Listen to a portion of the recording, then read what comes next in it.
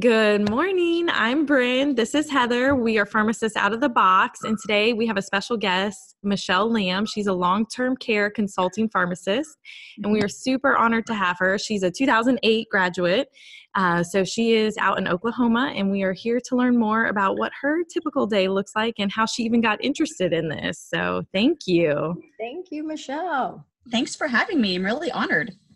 Awesome. And how, it looked like you were a professor in the past and you worked in behavioral health, pharmacy manager, and now you're into long-term care. That's right. On a short journey through your adventures. Sure. Well, I attended the University of Oklahoma College of Pharmacy here in Tulsa, graduated in 2008. And at that point, I decided to do a community pharmacy residency. And all throughout my experience, I had thought surely I would end up owning my own pharmacy. And I was learning how to bring in the best clinical services and really help my patients. But things change, of course, as you go through school and through residency. After my residency, I was invited to apply for a faculty position, which I was offered and accepted. So I taught for about 4 or 5 years, variety of subjects, everything from dermatology to neuropsych, and just really learned a lot about working with students and just the academic, which was an amazing opportunity. Our small satellite campus closed in Oklahoma, and I thought, what a sad day. I'll never find something I enjoy as much as teaching, but I was wrong. So my kids were young and I decided to work part-time. So at that point, I found a job which was so interesting. It was in pediatric inpatient behavioral health. Why? So really working with kids that had, some tough backgrounds and really needed inpatient treatment. So I worked there for a year and learned a lot about hospital pharmacy or the inpatient side. I did have the management role, so I learned a lot about the legal side and what it means to run the pharmacy. And after about a year, I thought, this is a great job working 20 hours a week, but I need to make more money. So I looked for full-time work and responded to an ad on a listserv for consulting pharmacy. And I didn't know anything about it. I had never worked with geriatrics before, so it was definitely a unique opportunity.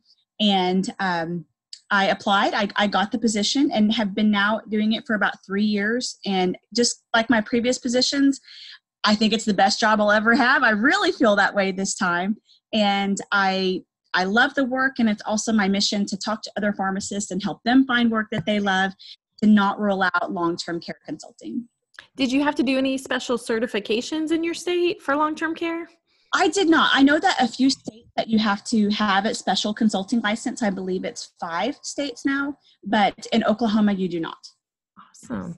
I think that's pretty encouraging, like that you went from pediatric, you swang, I guess that's the word swang, but you went from pediatrics all the way to geriatrics. So to me, that's like very motivating or encouraging that there's nothing that can stop. Right.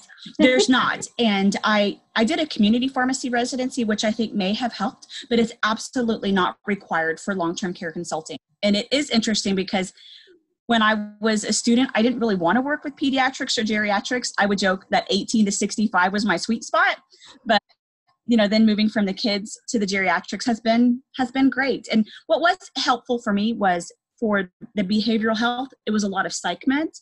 And I find that really improving the knowledge in that sort of niche area helped me in the nursing homes, because so much what we focus on are psychotropic meds.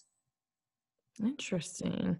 So psychotropic meds, and then do you face like a lot of infections or comorbidity management with nursing homes? So typically the infection control or antibiotic stewardship is actually run by the home and the team that's there. I'll help them put a system in place, but that's not something that I necessarily will work with as a new infection comes up throughout the month. But I give them, again, the structure to make sure that they're treating the UTIs correctly or pneumonia, skin infections, but they tend to make those prescribing decisions.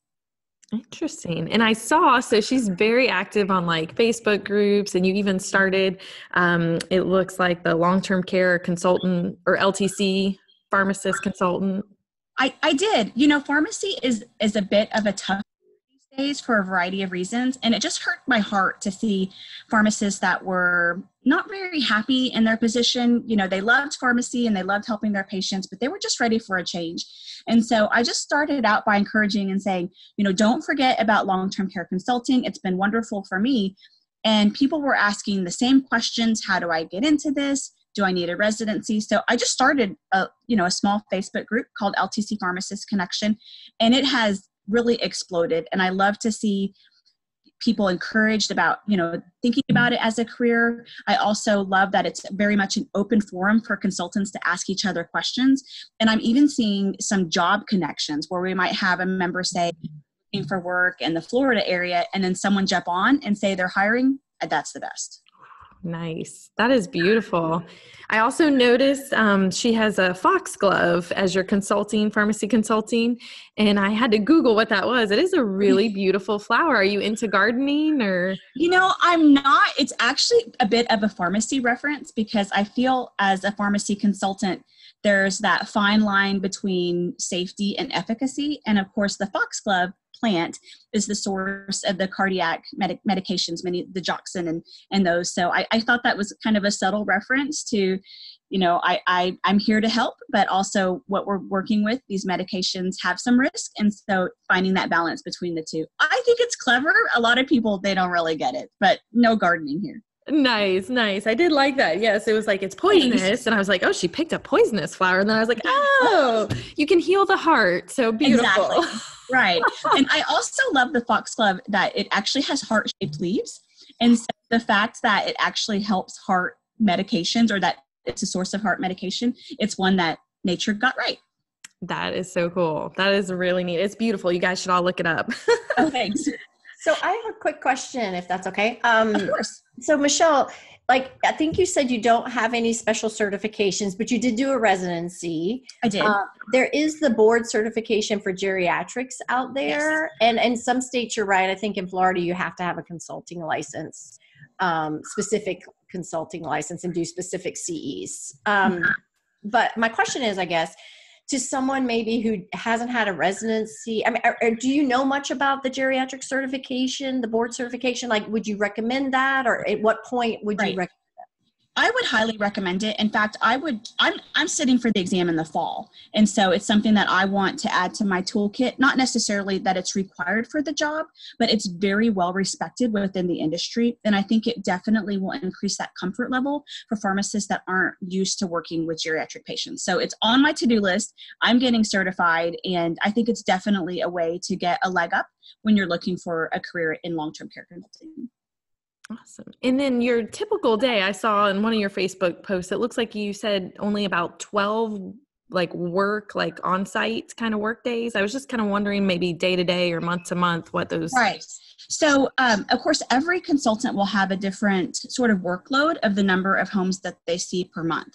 And so I visit approximately 20 nursing homes per month, and depending on if I incorporate an overnight into my schedule, where, you know, if I have many homes that are sort of a couple hours away, but I can batch them, then now it's probably 13 to 15 business days per month, which is just, I mean, gosh, you know, what a blessing with being a working mom and having young kids.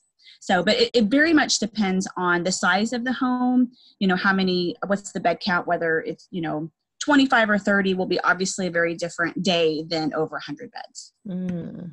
So I have a question. So when you go to the home, only because I just have no idea, and I think there might be other pharmacists who have no idea. So when you go to the facility to review a certain number of charts or whatever you need to review. Right. Does that consist of you just sitting, and maybe there's electronic charts now, right? So you're in the computer. Do you talk to nurses? Do you talk to residents? Do you talk to doctors? What does that look like when you're there working? Sure, that's a great question. So I'll tell you a little bit about kind of my typical day, which is, I think, so different than any other type of pharmacy.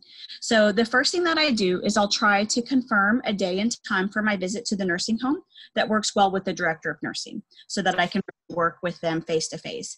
I do reserve the right to have an unannounced visit, whether it's depending on, you know, weather or rescheduling, or I just feel that it's time for a drop-in.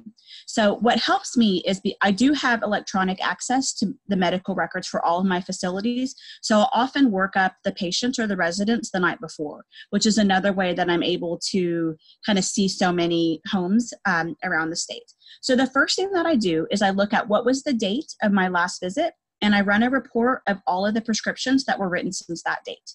And based upon that, some of them you can catch pretty easy that it's not going to be a match for the resident. So Tylenol PM, 1 tablet at bedtime for sleep.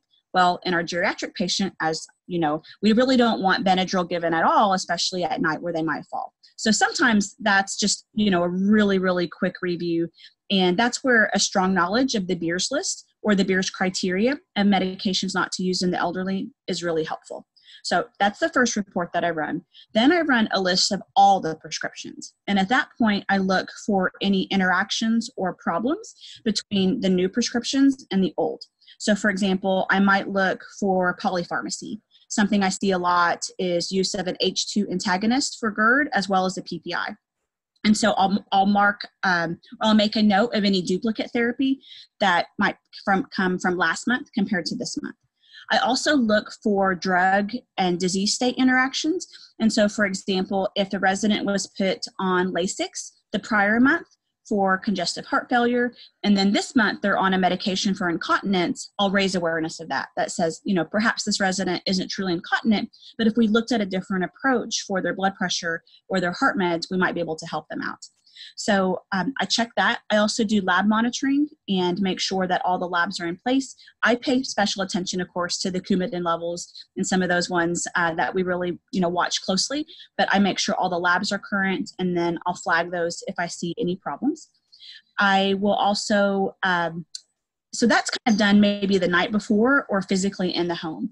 And it's always interesting. Sometimes I work in the conference room. Sometimes I work in the dining hall. Sometimes I work in a library. I have one little home where I'm in the chapel with beautiful stained glass and sculptures all around me. So I just kind of find my little niche and will work on my chart reviews, etc.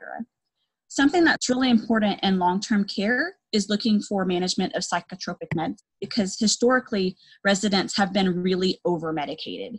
And so that might be with an antipsychotic or perhaps too high of a dose of a muscle relaxant. And historically that was to make it easy for the staff. If everyone's kind of taken a nap or they've kind of got their head down, it's was much easier for them. But what I like to say is old is not dead. These residents still have a great opportunity at a really high quality of life. So I go in and I look for opportunities for dose reductions. And that particular type of a letter or notifying the doctor is called a GDR, or gradual dose reduction. And Medicaid and Medicare requirements ask that the consulting pharmacy write those letters twice a year. And so then I raise awareness like, hey, perhaps the resident is due for a review, and let's try to back off of any psychotropic medication, especially the antipsychotics. Those are the ones that we really watch. So that's basically what I do in the chart review. Then I kind of get up, maybe go have a cup of coffee or just kind of chat with the team. And I begin my inspections around the nursing home. So I'll find someone that is working the medication cart, this little cart that they push around the home, and it will be a med aide or a nurse that's doing what's called passing the meds, or med pass. And I observe them. And it's anything from making sure that they're not touching the pills with their hands. It might be making sure that they're giving eye drops properly, waiting 5 minutes between drops in the same eye. I look for hand hygiene, making sure they're using hand sanitizer, washing their hands, etc. I had one time I was watching MedPass, and they had given the resident a chewable vitamin, but they didn't have their dentures in. I was like, don't do that, So sometimes it's just a really basic catch that you remind them, and like, oh, okay, I gotcha. So I will also let the med aide or whoever's passing the meds kind of let them know, hey, state surveyors are watching for this, so be sure that you may not think about, again, hand sanitizer between each resident, but that's really important. Then I'll also inspect their cart and make sure that the cart is neat and clean. Everything is stored properly, so there shouldn't be, something that needs to be refrigerated, shouldn't be on the cart, or vice versa. So some eye drops have to be refrigerated. We like the suppositories in the fridge, keeping those everything's stored properly. So I just make sure that the cart is well organized, etc.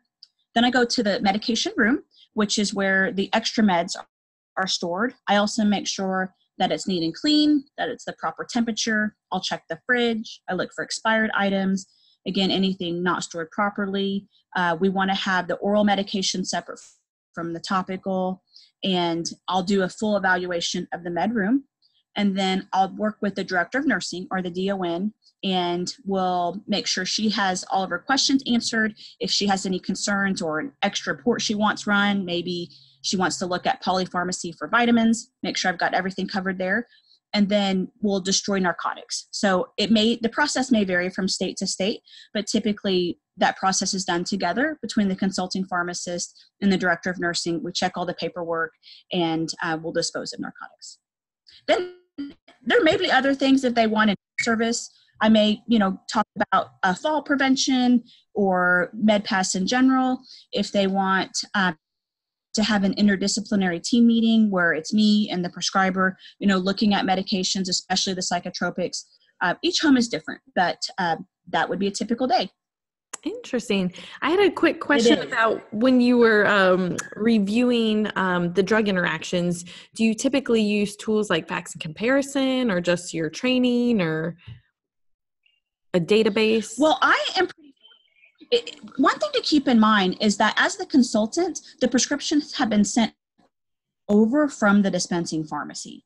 And so there's already a very, very good double check before they're even sent over. But I may catch some things like, for example, they might be using ibuprofen as house stock for pain, and that doesn't go through the pharmacy. And if the resident's on lithium, that's going to be a drug interaction. So a lot of it is that I see kind of common errors over time, and that helps me really know what to look for. But I am fortunate, again, that the dispensing pharmacy, from their side, they're really looking for a lot of those that would require some software to maybe catch. Interesting. And are you employed, are you an independent contractor, or do you work for each of those homes? How does that work?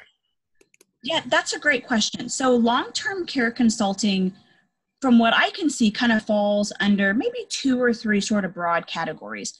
The first would be the consulting companies that are associated with a chain pharmacy. And so they may do the dispensing side and the consulting side. I work as an independent contractor for a group that's out of state, and they help place my contracts. And so I'm a 1099 employee and have my own LLC, but they help me find those clients. I found some on my own as well, but I still run those through sort of the corporate office because they provide the training, and I don't really want accounts receivable. I'd rather them just send me, a check at the end of the month. And so that's sort of a unique approach to being a pharmacist that I think is it's common within the consulting niche, but it's kind of a big leap for someone that wants to go into the field, because they say, contract, no benefits, I've got to get an accountant, I have to set up an LLC. I love it because I feel very empowered. I set my own retirement, I take my health insurance, my disability insurance, from mileage to license renewal, CE programs, all of that. When you own your own company, it is such a blessing when it comes to tax time. The other model I've seen occasionally would be an independent pharmacy where they're doing the dispensing for a long-term care facility, and then the nursing home or assisted living asks them to do the consulting as well. And so they may kind of fill both of those roles. I think it's a little bit hard because as a consultant that does it full-time, I like to stay very much on top of all the regulations. I think if I just had a few homes each month, it's kind of hard to wear both hats, but some independents do it great. This is really cool. I'm blown away. It's great. So it sounds like you get a mix of setting your own schedule. How do you self-care? Because I heard you say you're a mom as well. So it's kind of like you're working full-time, running your own business here. Right. So for me, part of being a consultant pharmacist, and I haven't mentioned this, is I have nursing homes all over the state. And so my closest home is maybe 10 minutes from my house, but I have one client that's 3.5 hours each way. I know. And so I kind of perform some self-care along the way. I love to listen to podcasts such as yours or lots of other, just pharmacy related, or personal finance is the other area I really like. And then occasionally just the self-care with my family is being away from them.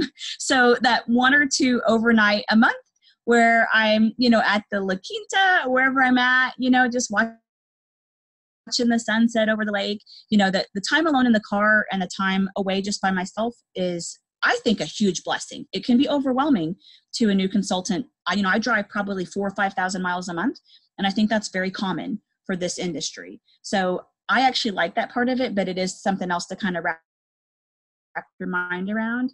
I'm also a voracious reader, and I love to be outside. So hiking, being out on the lake with the campfire is something I enjoy. And really yoga is the other one that kind of helps keep me centered. That's awesome. And so how would someone find a way into what would you recommend to someone interested in learning more or learning about what positions are out there? So the first thing that I would do would be to join ASCP, American Society of Consulting Pharmacists. They have some amazing resources for new consultants or people that want to go into the area. And that's a great place to start. Try to attend one of their conferences so you can just see all the different types of consulting that are out there. I do mostly nursing homes and assisted living, but there's also group homes, prison systems, just so many different areas. I would also work to get, as you brought up, great question or great point, was getting your certified geriatric practitioner and, working to get that certification. I think it definitely helps boost your credibility as a long-term care pharmacist. And then just looking at some of the major websites, I think Indeed.com is a great one. I think networking at an ASCP meeting, whether it's state or local, is another great way to, kind of find what's out there. And it definitely emotionally is a hurdle, right? To think, I've done hospital or I've done retail and now I'm going to go into this other field. But you can start small, say some of these assisted living facilities are beautiful and these are vibrant people that live there. Maybe just go to one and say, hey, could I come in and give a talk about diabetes medication? Or it's allergy season. Let's talk about, ears, nose, throat, and just giving a talk to the residents and getting out there, learning what it feels like to be in assisted living and, get your name out. One thing I do is I have a team with the Alzheimer's Association where I help with their memory walk and try to attend, those type of events. So just kind of start small and keep the faith. It's worth it. Yeah, it sounds like get your face out there, like get in that space. Yes. We always talk about that, Yes. like put yourself in that space somehow and start connecting and good things will happen, it sounds like. Exactly. One example I might give is in Tulsa, we have something that's called Dementia Friendly Tulsa, where it's sponsored by the Alzheimer's Association, and they give presentations at local churches or community centers about dementia and being a caregiver, what makes basically a city or a church or location dementia friendly. And they're always looking for volunteers to give that talk. So there's a lot of different ways, like you've talked about, to kind of get into that geriatric niche, get your name out. And again, it's worth it. So worth it. Now, I'm just so blown away because you have such passion in your posts. Like, we have never talked face to face. I think I've only connected with your group in the last couple of weeks, but I'm just so intrigued by how passionate you are. What drives you? What maybe life event happened that caused you to just embrace this area and run with it? Yeah. So, that's really the reason I started Long-Term Care Pharmacist Connection, or LTC Pharmacist Connection, because it hurts my heart to see the profession hurting. And I know that as a mom and a pharmacist, there are ways to love your job. And I want that for everyone. And I feel that it's such a niche that people don't know about it.